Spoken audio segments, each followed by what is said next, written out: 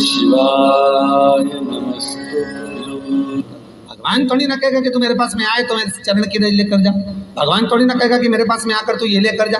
भगवान तो कहेगा मेरे पास में आया है, मांगना कुछ मत, बस मुझे जो स्नान कराया है मेरा चरणोदक लेकर जा, छीट दे पूरे घर में, संपदा भरना मेरा काम है। जहां मेरी चरण की रज पहुंच गई वहां संपदा स्वतः पहुंचती, मैं वहां पहुंच जाता हूं।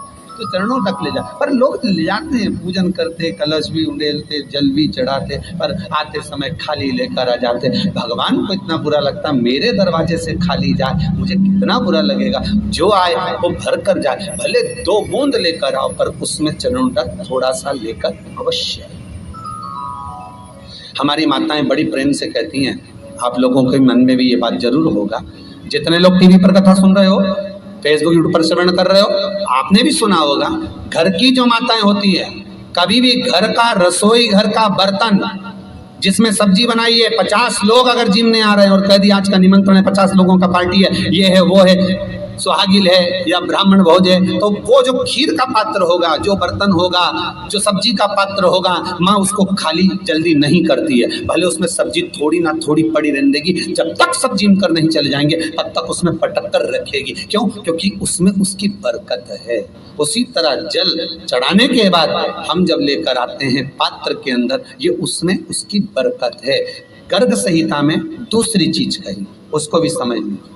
गर्ग संहिता में कहा गया, जब आप घर से जल लेकर जाते हो भरकर, तो ये सृष्टि की जितनी नदियां हैं, पृथ्वी पर जितनी नदियां विद्यमान हैं, जितने तालाब, जितने सरोवर, जितने कुंड, जितने विराजमान हैं, उन सारे तीर्थों का जल जब आप घर से लेकर निकलते हो तो वो तीर्थ का संपूर्ण जल आपके कलश में आ जाता है। और जब आप उस जल को शिव पर समर्पित कर देती हो और 2 बूंद चरणादक लेकर जब जाती हो, तो शिव महापुराण गर्ग संहिता पद्म पुराण कहती है वो जल साधारण नहीं रहता, वो गंगा जल बनकर तुम्हारे घर को पवित्र करने के लिए पहुंच जाता है। वो पवित्र गंगा जल बन,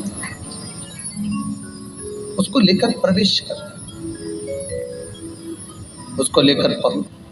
3 तरह का जल शिव को समर्पित होता है, और वो तीनों तरह के जल का अलग अलग भाव है हमारा। पहला जल सादा, घर से पानी लेकर गए, जल लेकर गए, शंकर को चढ़ाया, वो हमने घर का अपना एड्रेस बता दिया, भगवान शिव को जल चढ़ाकर अपने आनंद के लिए शंकर से कुछ प्राप्त कर लिया। दूसरा जल, जल के कलश में थोड़ा सा इत्र डालकर शंकर को जब समर्पित करते हैं, तो महाराज घर में अगर कोई व्यक्ति बहुत रोगीला है, बहुत रोगीला, एक शिव महापुराण में, स्कंद पुराण में, नर्मदा पुराण में, भविष्य पुराण में, अग्नि पुराण में, नारद पुराण में, बरहा पुराण में, वामन पुराण में जितनी चीजें लिखी गई है, एक एक प्रैक्टिकल कर देखो। तो शिव महापुराण, स्कंद पुराण का ये भाव याद करिए कि 1 लोटे पानी में इत्र मिलाकर, जल में इत्र मिलाकर, बहुत रोगीला व्यक्ति, बहुत बीमार व्यक्ति है, 1 लोटा पानी उसका हाथ का स्पर्श कराकर शंकर को चढ़ाना प्रारंभ कर दीजिए। महाराज केवल 5 या 7 दिन चढ़ाओ, और वो 7 दिन के बाद में उस बीमार व्यक्ति का क्रम देखिए कि उसमें कितना आराम लगा है। औषधि दवाई काम करना प्रारंभ करी कि ना करी, केवल इत्र समर्पित, इत्र का जल। तो पहला जल सादा, दूसरा जल है इत्र का, और महाराज तीसरा जल जो शिव महापुराण के अंतर्गत कहा गया है, बेल पत्र का जल।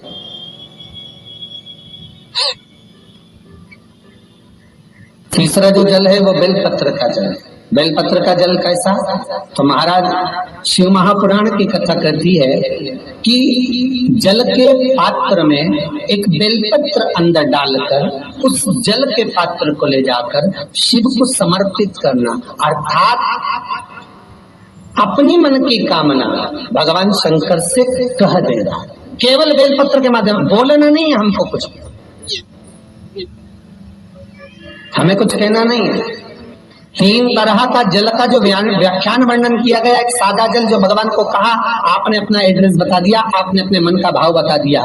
इत्र का जो जल चढ़ाया गया वो केवल रोग मुक्ति के लिए चढ़ाया गया। और तीसरा बेलपत्र, अगर उस जल में एक बेलपत्र भी पड़ी हुई है और वो बेलपत्र पड़ा हुआ जल आप जिस भाव से चढ़ा रहे हो, जिस कामना से चढ़ा रहे हो, शंकर वो कामना आपकी पूर्ण कर दे।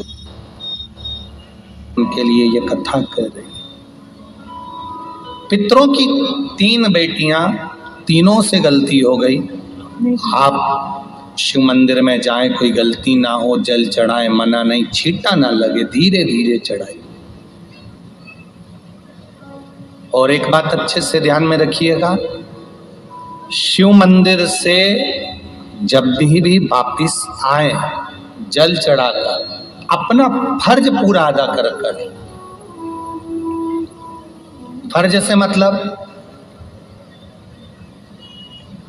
जब शिव मंदिर से वापिस आए, जो पत्ती, बेलपत्री, फूल शिव जी पे चढ़े थे वो नीचे शिवलिंग पे से नीचे गिर गए हो। एक शिवलिंग रखा है, लाना मिट्टी वाला, नहीं इधर उठा। में कथा चल रही, थोड़ा ध्यान से सुन। तो आप लोग जो पशुपति व्रत कर रहे हो या कोई भी उपास करते हो, कई लोग कहते हैं हमने करा नहीं हुआ, क्यों नहीं हुआ? उसमें हमारी गलतियों को हमें चाहिए। श्री शिवाय नमस्तुभ्यम मित्रों, हमारे चैनल MP 49 पंडित प्रदीप मिश्रा में आप सभी शिव भक्तों का बहुत स्वागत है। पंडित प्रदीप मिश्रा जी से जुड़े सरल उपायों को देखने व सुनने के लिए हमारे चैनल को लाइक, शेयर व सब्सक्राइब करना ना भूलें। हर हर महादेव।